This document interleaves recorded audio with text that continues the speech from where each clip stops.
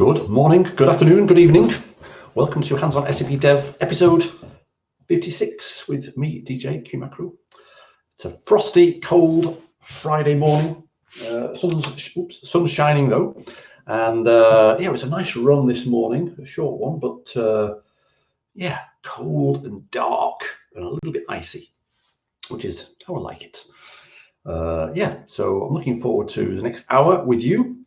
Thanks so much for joining. Let me just check here. Good morning, Christian. Good morning. Mani Kandan. Welcome. And good morning, Freddie. Nice to see you on the bus yesterday by complete accident. That was very good. Yes, so we're live.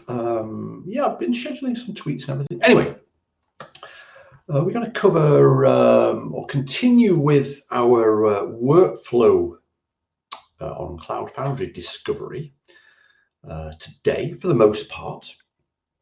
There's a bit of an issue with the portal service backend on trial at the moment, but we'll dig into what that issue is.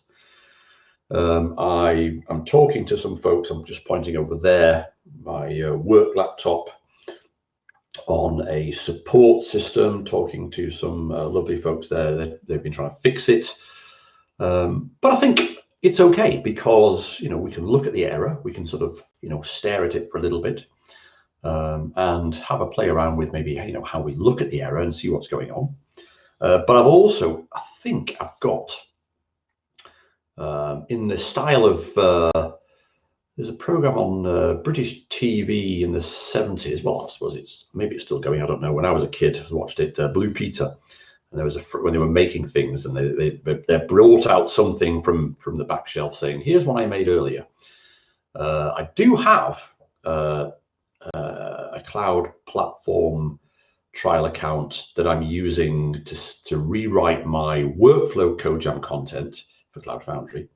So I've got something that's already deployed and is not subject to this issue that we're encountering. So we may be able to continue with that. So we'll see. It'll be a slight sort of seat of the pants job, flying by the seat of a pants or skin of the teeth, I can't remember. But we'll see. Good morning, Sasha. Good morning. Good morning. And good morning, Gregor Servos from Service to Southeast Upper Bavaria. Manuel, good morning. It's great to see you all here. What has been happening recently? Well, let me just, oh yes. I don't know how many of you are already in the modern world with a physical security key to use with two-factor authentication. This is I took possession of this. I bought one of these. It's a YubiKey 5 NFC or NFC 5. Did some research, had a lot of help from my friend and colleague, or ex-colleague and friend and ex-colleague. Yeah, that's better. Brenton O'Callaghan, Mr. O'Data, as I like to call him. And yeah, I've been securing my accounts even more with this security key, which is pretty cool. And also you can store things, store private keys on it as well. I've not looked into that.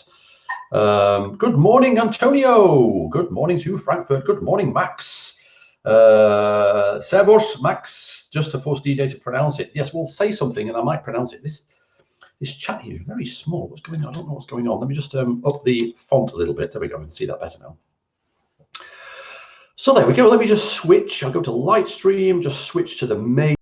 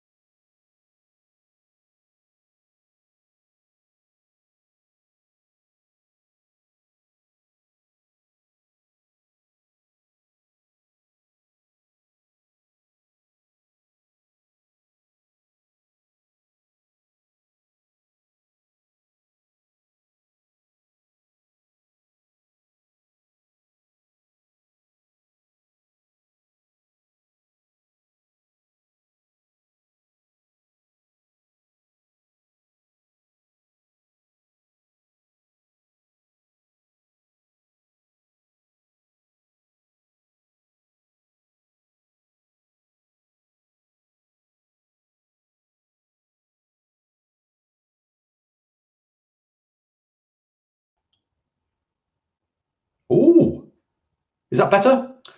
So I'm not quite sure what I did there. I think the sound is back. Thanks, Freddie, for letting me know, and Gregor and Christian and Sasha and Max. I'm guessing is the sound back? I think it is. Now we have DJ Panzer, like Marcel Moso. Is that how you do it? I'm not sure. Anyway, let me know on the. I think the sound should be back. Cool, thank you. It was my fault. I had deactivated the microphone when I was going live because people obviously can hear me sniffing and coughing and typing on the keyboard while we're doing the sort of standby part. So I thought I'd do something sensible and put the microphone off, but I forgot to put it on again in this other scene. Anyway, I didn't realize the microphone setting was scene specific.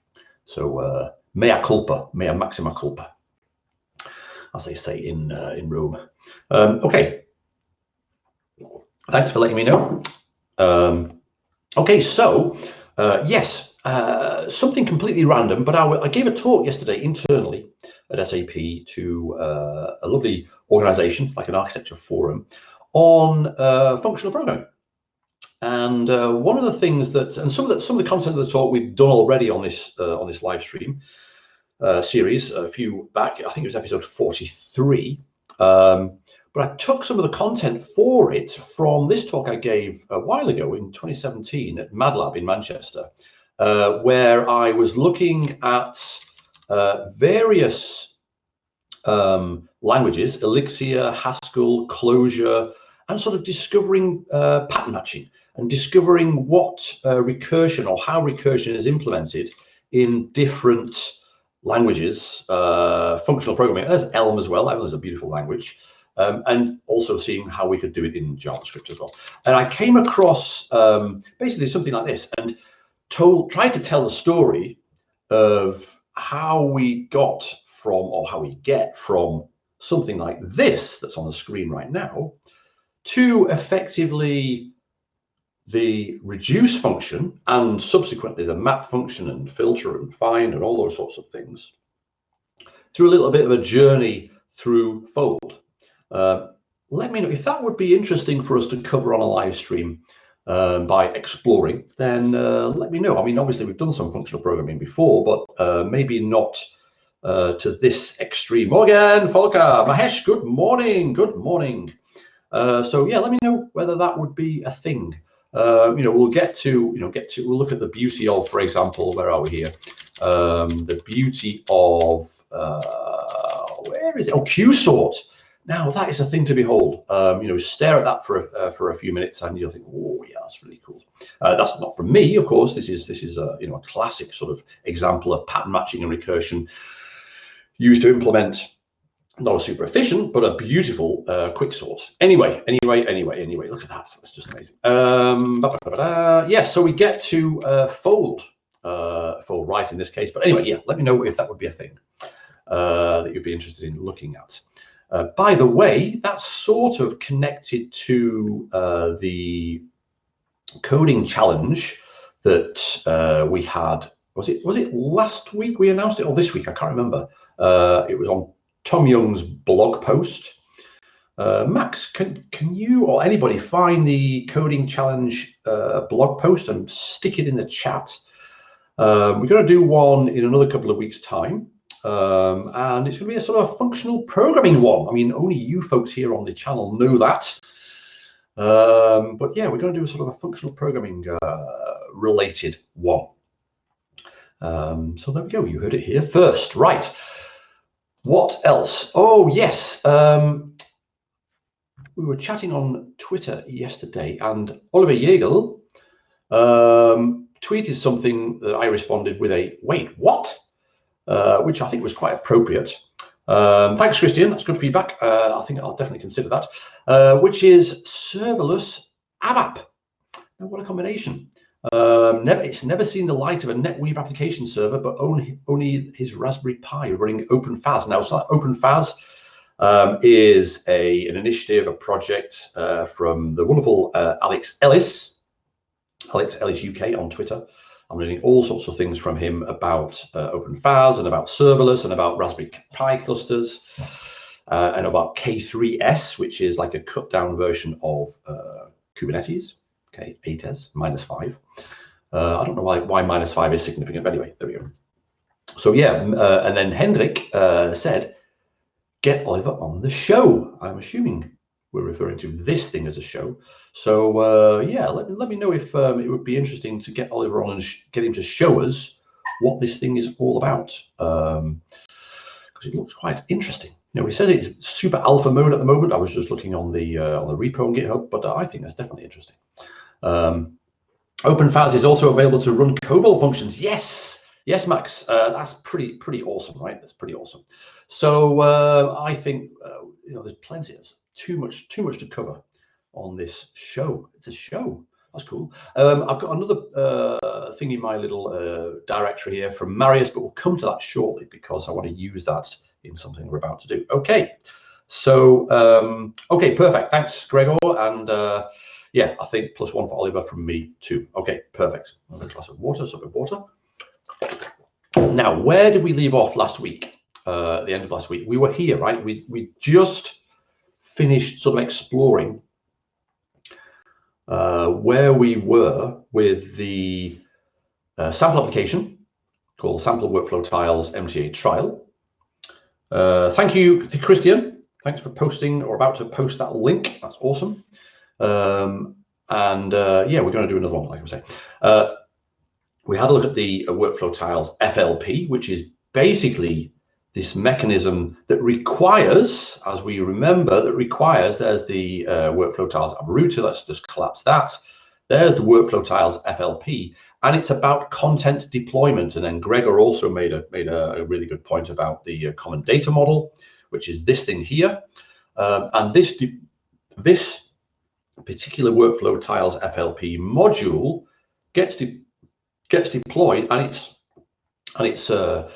raison d'etre, as they say in French, or in Paris, not in Rome, is to push content into the portal. Okay, and that content is basically this described by the common data model. And the common data model, if we double click on that to open it, it opens in this, by default, in this Launchpad editor, which of course shows us the things that will be deployed, you know, the tile definitions, and you know what apps they're connected to and so on, etc.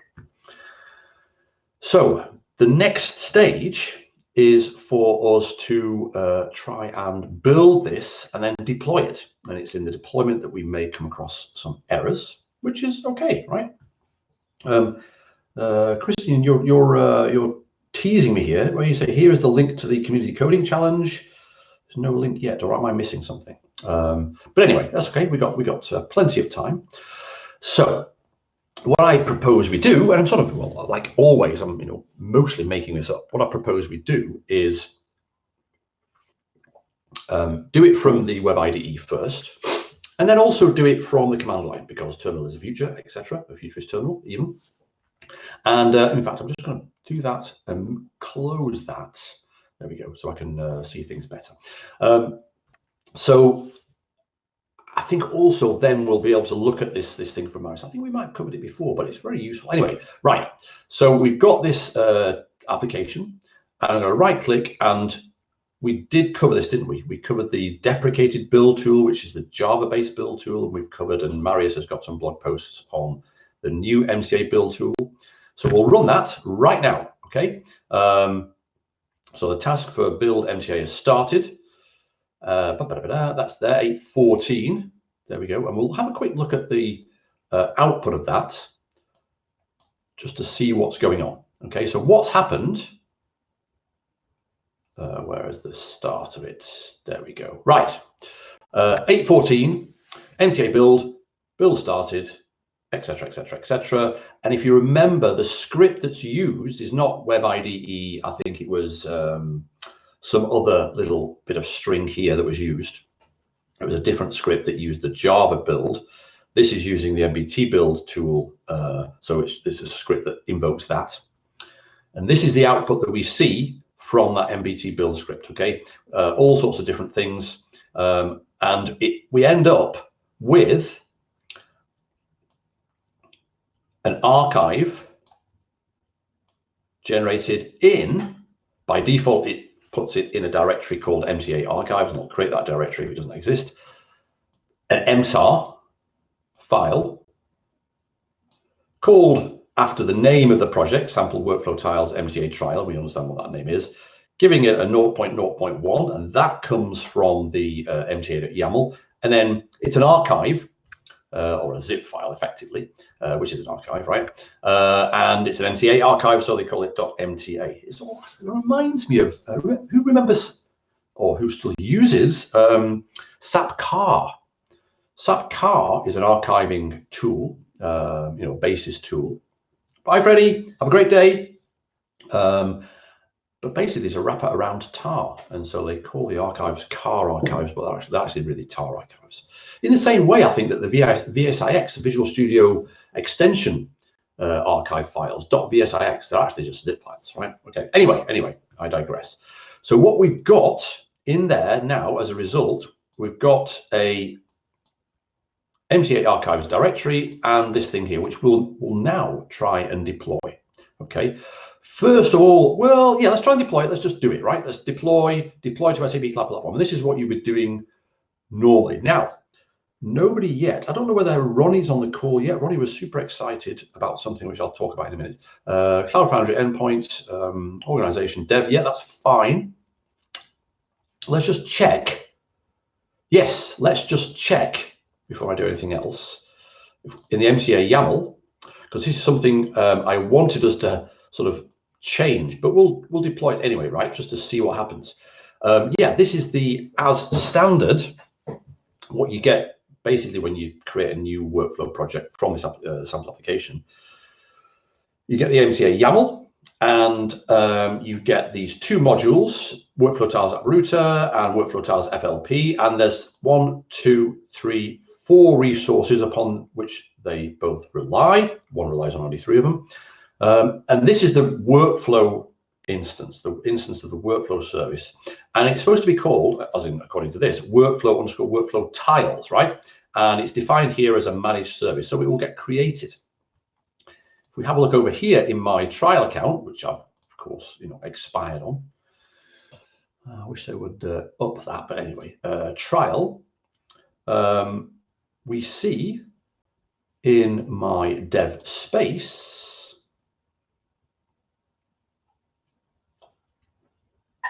oh, I'd already deployed it. Okay, well, that's fine. We can get rid of these things here. Service instances. Has that worked?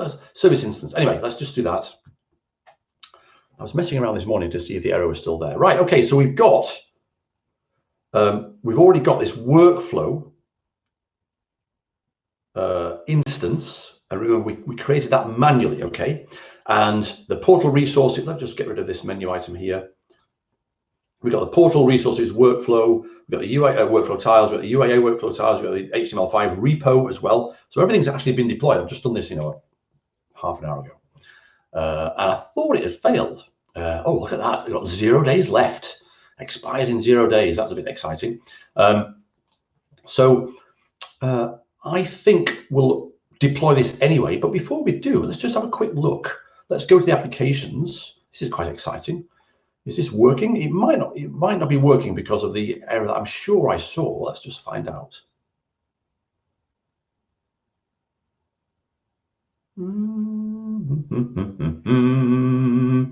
Yes, okay. It's not working because it did fail. Oops. Temporarily unavailable. Okay, that's fine. Which means we can sort of, thrash about with this stuff at will. So let me stop that application and let's delete it. Let's do it all manually first in the cockpit. Come on. And then delete this one as well. And that should also remove the binding of these two applications as referencing applications from these services here. So that one is still being deleted. Oh, it's gone now. That's been deleted. It's now gone. So we should have no referencing applications here. That's correct. So let's get it back to the state which we had it last week, at the end of last week's episode. I much prefer to use a command line, as you can probably tell. This is, I think this is very useful to have a UI, but the future is terminal after all. We can only do one at a time, really. SAP UI5 CDN always quite slow these days. I see. Yes, but I think it's more than just that. As we saw in the URL where we tried to go to the portal site, it was cp.portal, and then it redirected to a not found, didn't it? Let's get rid of that one. And let's get rid of that one and leave the one we created manually the week before last, the workflow, okay? And just let's see what happens when we deploy this, okay? So let's do this deploy, build, deploy. Ooh, what am I doing here? That one there, sorry. There, deploy to SAP Cloud Platform. There we go, that's the right target. So now we've got the deployment in progress. It should take a few minutes. The really strange thing I've noticed in the past week or so is that with the deployment that gets triggered from the Web IDE, the output is buffered. It never used to be buffered, but the output is buffered. So we're not going to see anything. It's 8:21:34 right now. We're not going to see anything until it's finished. We sort of, everything gets buffered and whammo, we get all the log records, which is a bit of an issue. So I've raised that with the teams as well. I'm about to raise that with the teams. But anyway, we'll see the logs when we do it manually in the command line. When we'll also have a look at what Marius had to say about MTA archive size. Okay. CF undeployed to get to the command line. Yes, exactly. Gregor, I'm deliberately sort of avoiding the command line right now. I suppose do it within the Web IDE first, and then we'll do it with the command line, because what I want to do, in fact, while we're waiting, let me export this whole project, and I'll flip to the command line, and let's get rid of it. There we go. Export it. We'll flip to the command line. Where are we? PWD. There we go. Fine. If we move now, it's just been downloaded. Downloads sample to here, and let's have a quick look. Okay, fine. That's it. Yeah. So why don't we say make dir sample unzip quietly into the directory sample, that thing there. Okay, so now let's have a look. That was the wrong one. Into sample. We don't need the shay thing, do we? Delete, yes. So there is our MTA YAML, and there's the workflow tiles app router and the workflow tiles FLP.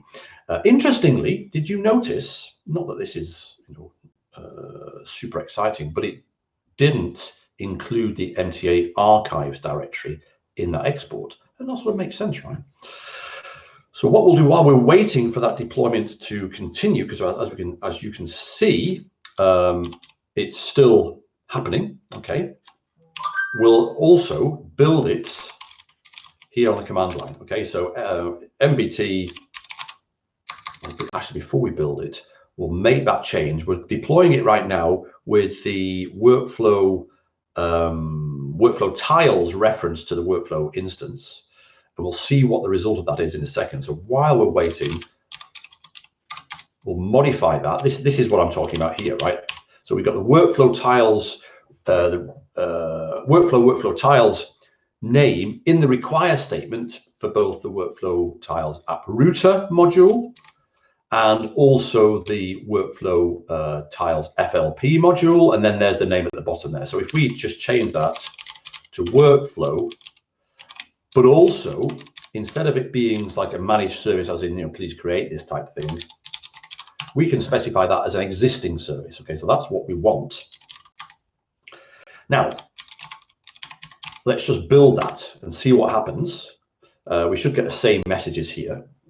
But we'll also look at the the size of the archive. Okay. Yeah, npm warm deprecated request. This is I think this is causing an issue for many people. I mean, request. I'm assuming that the request package, npm package module, is being used by either the app router or the deployer. And I think when I was doing, was it a live? Did I do it in a live stream? I was using a request and request promise. I think yes, we used request promise when we were writing the JavaScript equivalent of getting that OAuth token, and then using that as a bearer token to authenticate with the API endpoint that we were playing around with. Business rules, I think it was. Was it business rules or was it workflow? I can't remember. So yeah, interesting. I need to look into that personally, but I guess the teams are also probably aware of the fact that request is now deprecated. Anyway. Okay, so where are we? So let's have a look at the size of the archive that's been created. It's 12.5 meg. Now, in the grand scheme of things, that's not super huge. However, the vast majority of that archive, in fact, why don't we do this? Let's just have a look here.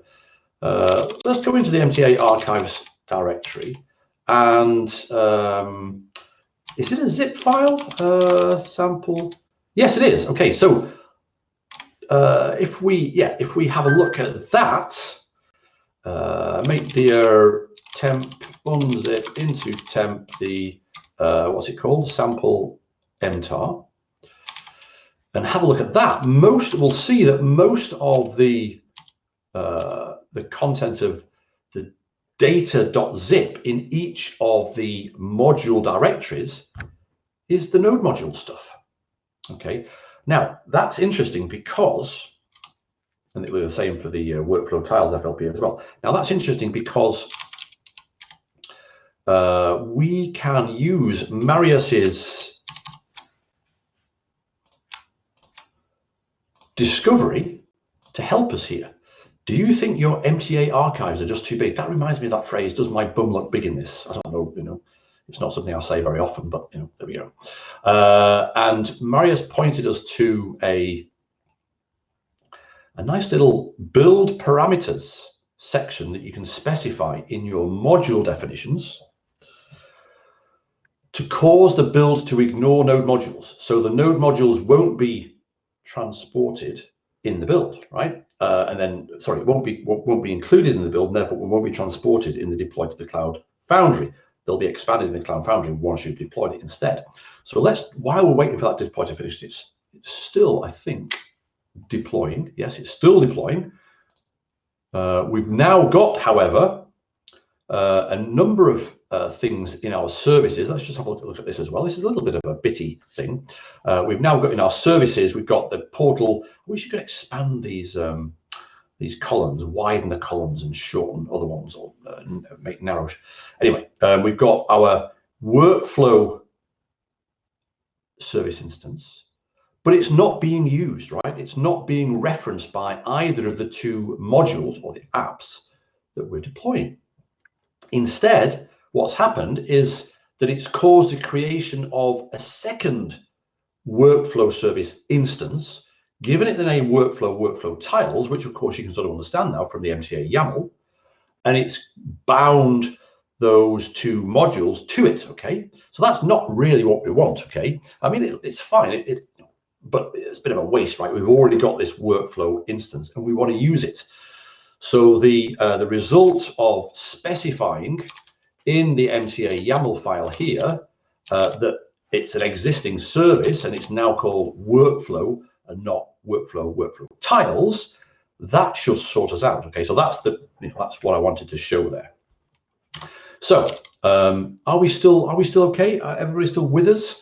You're all very quiet on the chat this morning. I don't know what's happening. You're all frozen in the cold light. It's -1 now. It was -2 this morning. It was now -1, but beautifully sunshiny.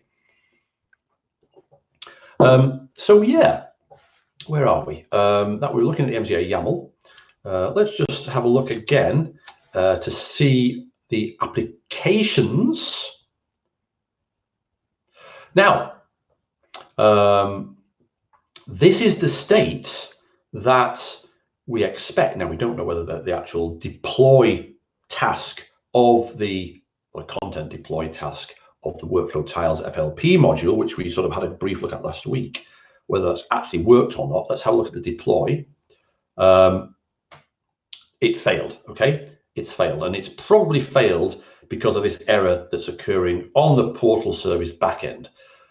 Instead of trying to have a look at it from the web perspective, from the web IDE perspective, let's now do the same sort of thing, but do it from the command line, okay? So now let's bring up the command line again. There we go. And we can use the MTA's CF command to say, well, what are the existing multi-target application collections in this space? And there is sample.workflow.tiles.mta.trial, which is a bit of a mouthful. In fact, why don't we change the name of it? qmacro.workflow, or WF, that'll do. Okay, so we can now say, when we'll build it again, mbt build. In fact, remember the name of the archive was the name of the actual project, plus, as in the name of the thing that we've just changed here, plus the version. So let's up this version to 2 and just make sure that let's just see if the archive name changes. So if we now do mbt build, there we go. What's going on now? Let's see.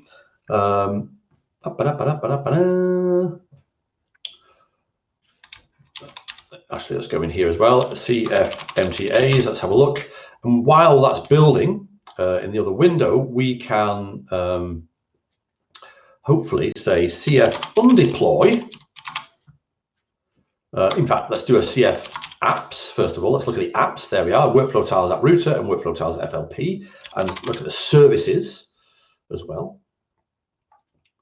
We can see all those services there: portal resources, workflow tiles, UAA workflow tiles, the workflow service instance which we're not using, the workflow tiles which we created by mistake, quote unquote, and the HTML5 repo runtime thing. So now we say CF undeploy sample.workflowtiles.mta.trial, which is why I want to change the name. It's a bit of a mouthful. And it will say, do you really want to do it? Yes, we can do a -f to sort of, suppress that check. And it will now undeploy that. But before it does that, it says, well, actually, there's an operation that's still ongoing for this particular MTA. Do you want to abort it? And why is an operation ongoing? Because the previous one failed. Now, let's actually say, no, we don't want to abort it. Okay, so we're canceling the deployment, because now let's grab, where is it? Here we go. I'm looking for the dmol command. Can we see it? But there we go. Yes, here we go. Dmol, blah, blah, blah. There. So let's copy that. I didn't know what that dmol stands for. That stands for deploy multi something log. So let's try that and let's have a quick look. Let's open up another one here. Rename window logs.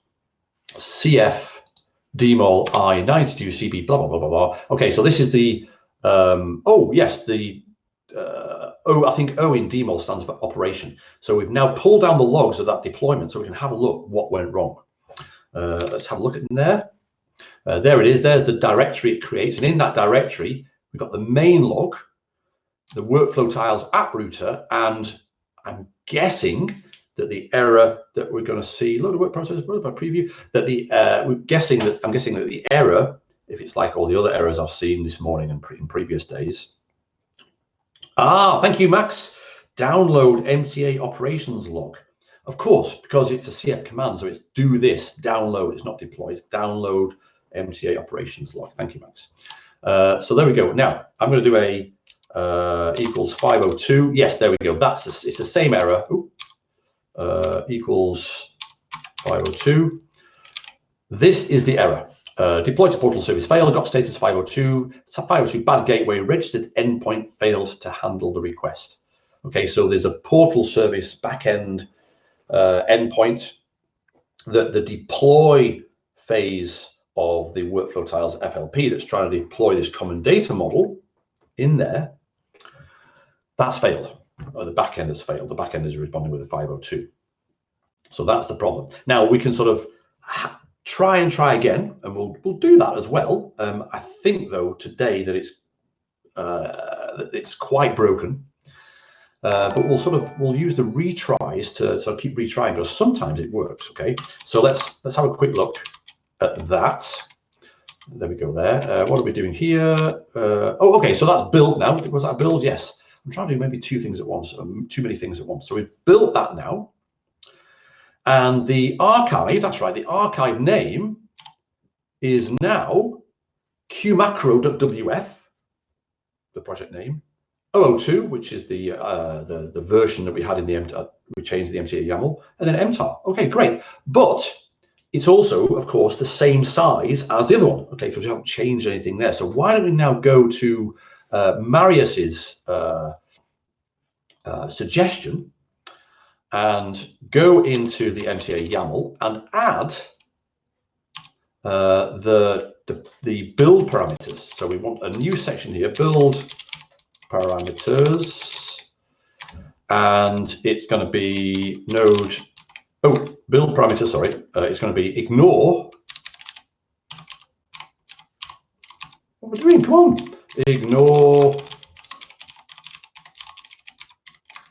there, like that. Build parameters, ignore the node modules. Now, that is something we can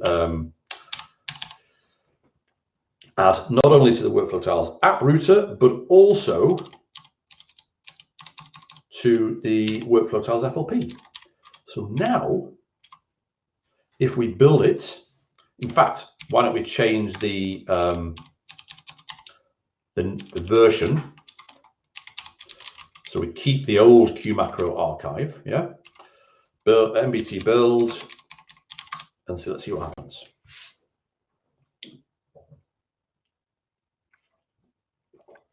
And that was a lot quicker because, of course, it's not engaging with. Let's use that phrase. It's not engaging with any of the npm module definitions and in the package dependencies.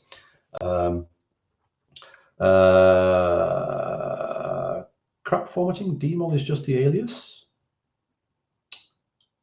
I'm not sure what you mean there, Max, but yeah, I mean, it is the alias, isn't it? I mean, cf dmol, let's see what it says.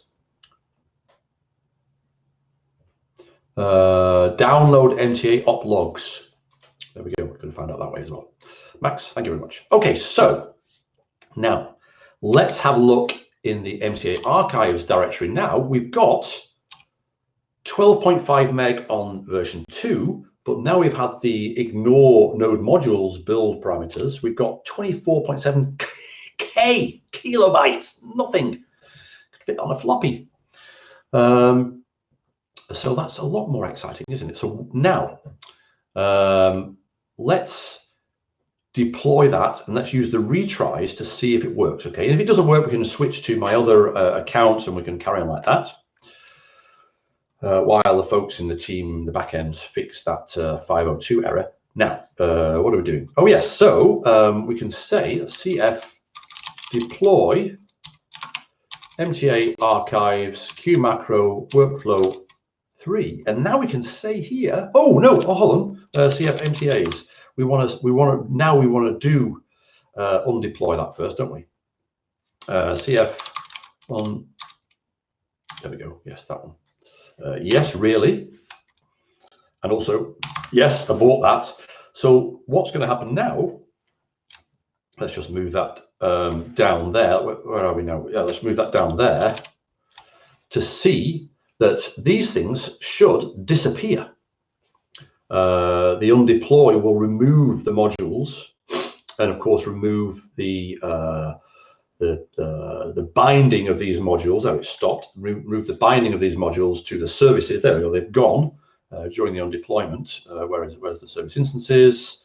So now we should see. I think that's also stopped. Oh, it started updating. Yeah. Okay, that's fine. We could. Yeah. Let's delete all these. let's at least delete the workflow tiles service, because that's the one we sort of created by accident. Okay, that'll do. Yeah, so let's move that back down there. And now we'll say cf deploy mta archives q macro version 3. And then we'll say retries equals 10. Bash it in, get in. I'm not sure whether that'll work or not, but it's sometimes useful. So let's see. Fits on a what? A floppy? The elderly amongst us might remember. Sasha, interestingly enough, I was listening to a podcast yesterday about floppies. What was the podcast? I'll find it and post it. It was an awesome thing. But yeah, I even remember.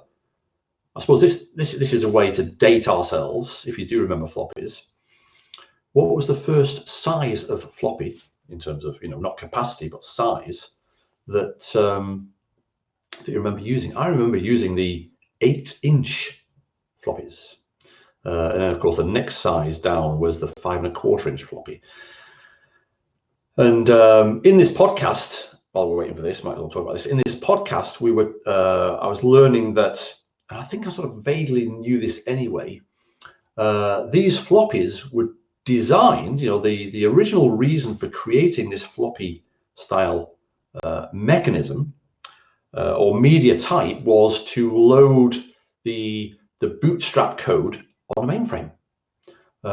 You didn't need a lot of space, so that's why a floppy was ended up being the ideal solution. They did look at audio cassettes, they did look at reel-to-reel tape, I think they looked at some sort of physical medium like a punch card or a paper tape or something. But they ended up I can't remember the reason, they ended up with this new concept of a floppy magnetic disk. And I can't remember the original capacity, but then they moved to a 5.25 for whatever reason. And the reason why it was a 5.25, most people think it's because they wanted to fit it wasn't to do with capacity, but they wanted to fit the actual physical floppy reader device into standard size slots, so the largest size of floppy disk you could have in these standard in a new device in this standard size was 5.25-inch. So I remember 8-inch. Yes, Gregor, do you remember 8-inch as well? There were even 3-inch. Yes, exactly. So there was a 5.25. Then there was 3.5, which was quite a common one, the 3.5-inch. With that sort of silver sprung-loaded sort of protector thing. But then there's also, as Gregor pointed out, the Schneider CPC 464. I mean, in the UK, the company was Amstrad who created them.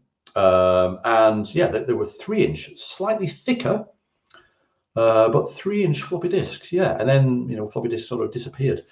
Where else were 3-inch disks used? I can't remember. But 5.25, 3.5. I used to have loads of those. I started with cassettes as well. In fact, on your Commodore VIC-20, I started on an Acorn Atom. I mean, in fact, I started computing on a PDB-11 at school. That's why I like the terminal so much, because that was my first love. In fact, it was a paper-based terminal, a printer with a keyboard. Anyway, and then I had an Acorn Atom, and I didn't even have a cassette recorder first of all, so I had nothing. So when I turned the machine off, I lost everything. Okay, anyway, where are we? Okay, we're about to see whether the deployment is going to fail or not. Let's just analyze these logs here. We've got the repo runtime, it exists. The portal service workflow, it exists. The UAA workflow exists. Of course it exists because we didn't delete them. That's cool. So then it goes through processing each of those services and then sets up, that's the UAA workflow tile service from that excess security file that we've specified or we've got in our project, in the project MTAR. Of course, it came from the project originally. And remember, in the MTA YAML, we've got a pointer to where that is, /excesssecurity.json. Similar sort of thing there for the workflow tiles uprooter and so on. And so now we're getting into the workflow size FLP. So the first thing that happens is that the application is created, okay? Then it's uploaded, then it's scaled to one instance, then it's staged, and then it starts either, it starts the application, or if there's an application has a task defined within it, in this case it does, it runs. Oh my goodness, it's worked. Maybe the team has been working furiously in the background, but it looks like it's worked. Look, application staged, executing task deploy, an application workflow task FLP, skipping deletion, process finished. So let's now flip down to see. So this has been updating, of course, with this little update thing. This has been updating. Chat, regarding your MTA, have you enabled parallel processing? No, I haven't, Max, not explicitly, no. Maybe that's something you want to share. How would we enable parallel processing? But although I think that one of the issues with the back-end service that was failing consistently this morning before the live stream, that was, in my understanding from looking at the conversation I'm having with the team in the background, it was due to some parallel processing at the DB end. So maybe that's not a good idea. We turn on parallel processing at this one, but let's find out next time what parallel processing, or in fact, you're doing a live stream. Is it this time on Thursday next week? Where are we now? Yes, it's Thursday next week. Max has got a live stream on Thursday next week. So make sure you set a reminder for that as well. Probably spoilering. I like that word. No für die Deutschsprecher. Only for the German speakers. I'm losing a bit of what's going on in the conversation, but that's good. That's good. Have a conversation. That's awesome. So we've got, maybe a bit delirious with this coffee. I've got now the repo in service instance. I've got the UAA service instance. I've got the portal service instance. And I've also got the workflow service instance that we created manually. And now that's the one, because we changed it to the MTA YAML, that's the one that's being used for this MTA deployment, which is what we want. We can see previously the workflow service was sitting there unused and unloved and unbound to, but now we've got these two referencing applications. Let's go to the applications and have a look at the status. And that, again, as we say, is the status we're expecting. Okay, the workflow tiles FLP. I'm sure we remember deploying a CAP-based application to Cloud Foundry, and we always had an HDI-based application that was deployed, started, and then stopped. And that was that deploy, the deploy of the data from the CSV files into the actual HDI container. Okay, and then it stopped. Marius has got a blog post somewhere about tasks in his Cloud Foundry fun. Marius Obert Cloud Foundry fun task Cloud. Oh, I've already got Cloud Foundry task. There we go. How to use Cloud Foundry tasks. Look at that. Copy, put that in there. Read that blog post and like it if you haven't liked it already. There we go. Oh, I've got a message. Anyway, right. So we've got those two things there.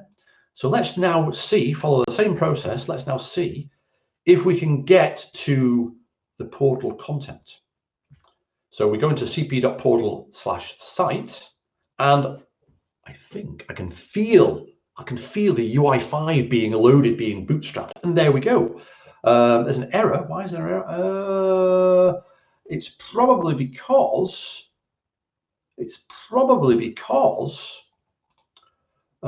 Well, let's find out. Why guess, right? Why guess?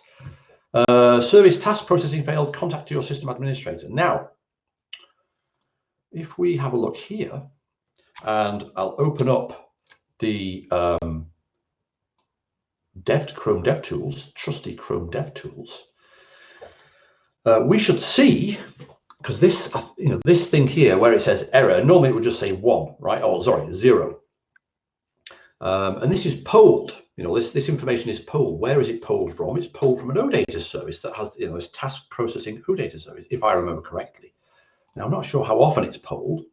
So why don't we just oh, there we go. Woohoo! No sooner said than done. There we go. So we're getting here some an amazing number of requests that are failing, right? This is going to, is that big enough for everybody? Let me just make that a little bit bigger. This is going to part of the workflow service. Well, it's actually the workflow runtime, the inbox support mechanism, which supplies information about any tasks, any workflow user tasks that are, ready for me in my inbox. Of course, the inbox will say 1, 2, 3, 10, 0. However, what is the, I have no idea what's going on here, but what I'm guessing the error. So here we go. Yeah, go and get the tasks, the list of tasks where the status is ready or reserved or in progress or executed. Okay, fine. However, what was the response? Well, in fact, we can see the response if we have a look here.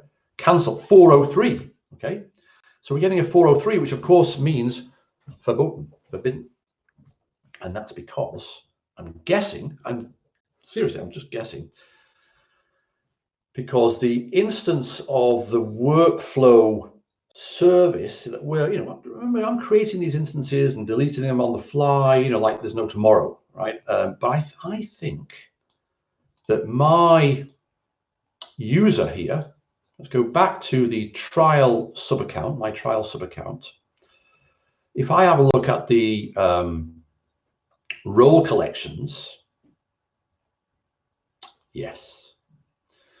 Now, I'm pretty sure in a previous live stream, we set up the workflow role collection to contain the workflow roles. And there's 5 workflow roles, like an administrator role and a workflow task recipient role, or whatever it's called, and another 3, can't remember. But look, this workflow role collection has no roles in it. That workflow role collection is assigned to me. If I look in the trust configuration and go into the SAP ID service, there we go. We've got workflow. The workflow role collection is assigned to me. By the way, I've sort of deliberately, not yet mentioned the Business Application Studio, which is the awesome new IDE that is now available in trial. But let's wait for Ronnie to come on board for next time, because he's super excited about it. But let's continue to work in the Web IDE for now, because that's where this sample application still is for us. And really, we're working on the command line anyway, right? So that's the problem, I think, right? And I'm not. This is not pre-made up. This excitement. And the problem is that the workflow. How do we get out of here? The workflow role collection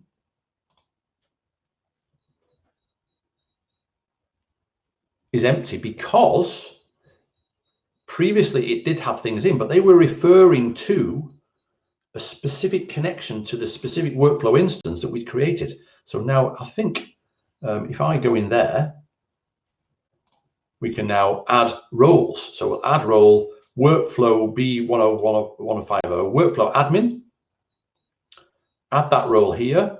Let's go there again. What else have we got? Workflow. I can't remember which ones we need. Context viewer. Yes, I think. In fact,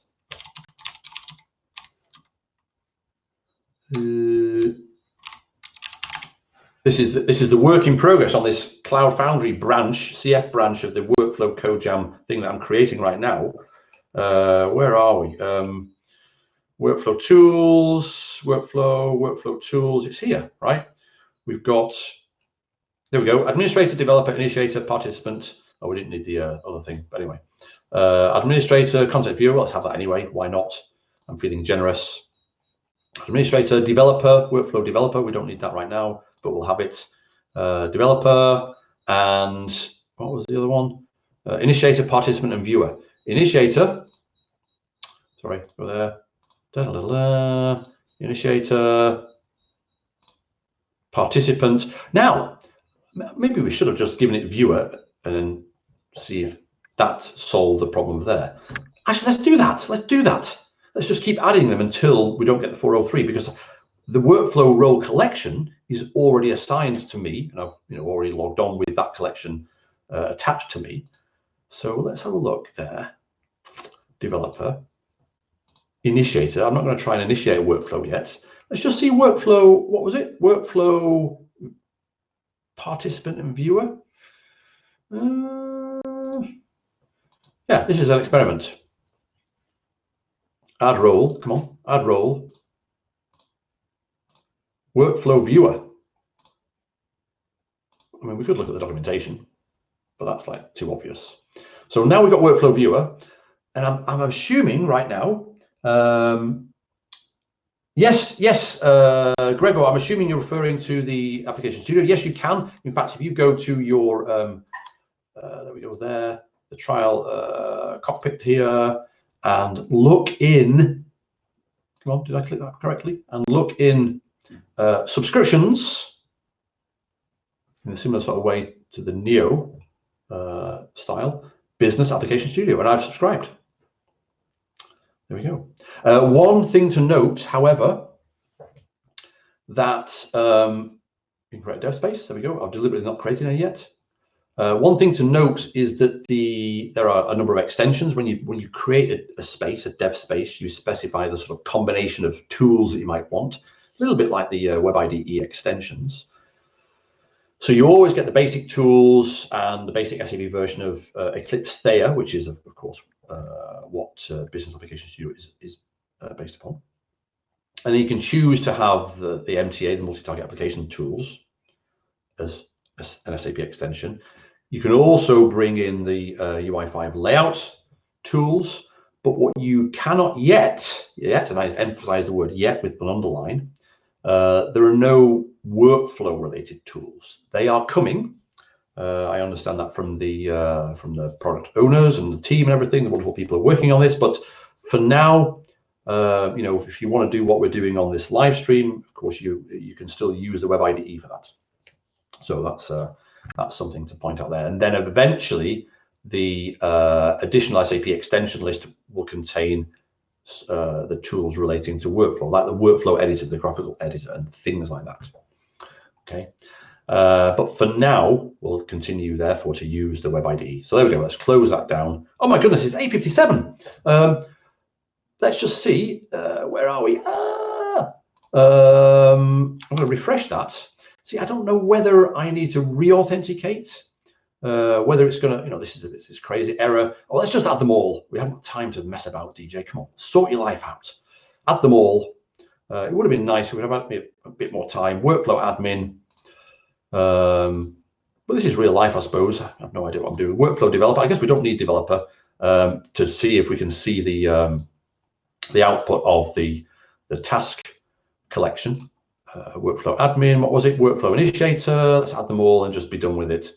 Workflow initiator and workflow, what did I say? Participant. I've already got that, have I? No, right, okay, fine. We've added those roles. Let's go here and we'll really find out whether we need to log on or log off again. I thought it worked in the same sort of way as, okay, well, we're just going to log off. Okay, let's log off then. Sign out. Goodbye. I'm not sure. Is that the 72 font? I'm not sure. Oops. Where's the font? Arial. Yes, that's why I didn't like it. It's Arial. No, it should. See, I don't like that. Anyway, right. Let's log in.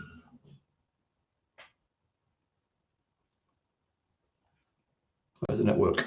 There we go. Network. Where's the network? There we are. We could have done those one by one. I didn't realize you had to log out. No, maybe I did. I don't know. What do I know? Anyway, there we go. So we've now got the tiles, which is great to end on, I suppose. It's 8:59. I can't believe the time's gone. The app router might still be Casio row. Yes, exactly. Thanks, Max. Yeah, a new logger might be necessary for that reason, not for the other reason. What I was thinking of course, is the authorization concept in SAP and so on, and in R3 architecture. But anyway, that's it. It's 9 o'clock. The sun is shining. I'm going to have to put the blinds down in a minute. Thank you so much for joining. I really appreciate you being online with me and everything, and discovering all this stuff with me. Have a great weekend.